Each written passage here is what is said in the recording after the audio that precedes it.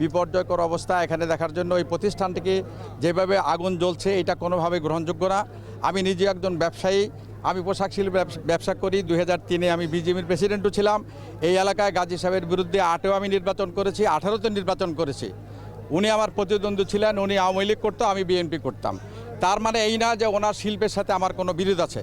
ওনার শিল্প এখানে হাজার হাজার মানুষ কাজ করে, এখানে যদি 20,000 মানুষ কাজ করে, তার প্রতিজনকে যদি আমি 5 দিয়ে গুণ করি তাহলে লক্ষ মানুষের রুজির ব্যবস্থা এখানে আছে।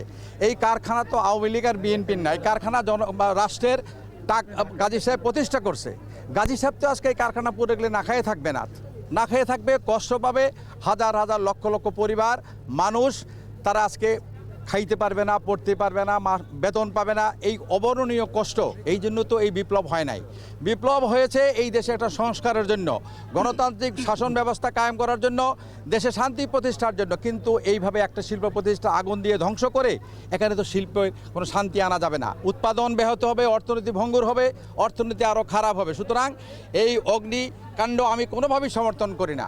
গাজী সাহেব যদি অন্যায় করে থাকে, উনি গ্রেপ্তার হয়েছেন, দেশে আইন আছে, প্রচলিত আইনে ওনার বিচার হবে, উনি দোষী হলে ওনার সাজা হবে। কিন্তু ওনার কারখানা পুরে তো ওনাকে সাজা দেওয়ার কোনো দরকার নাই।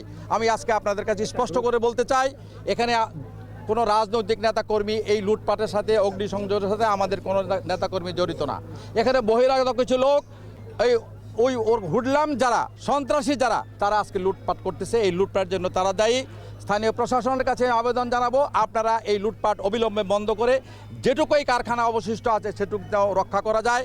আমাদের পক্ষ থেকে রাজনৈতিক কর্মী হিসাবে যতটুকু এটাকে রক্ষা করার জন্য যে উদ্যোগ, যে ব্যবস্থা নেওয়া দরকার, সেই সাপোর্ট আমরা দিব। কিন্তু এই প্রতিষ্ঠান থেকে বাকি যেটুকু আছে ওইটুকু রক্ষা করতে হবে। এই প্রতিষ্ঠানটি টিকে থাকুক, আমরা এটাই চাই। কিন্তু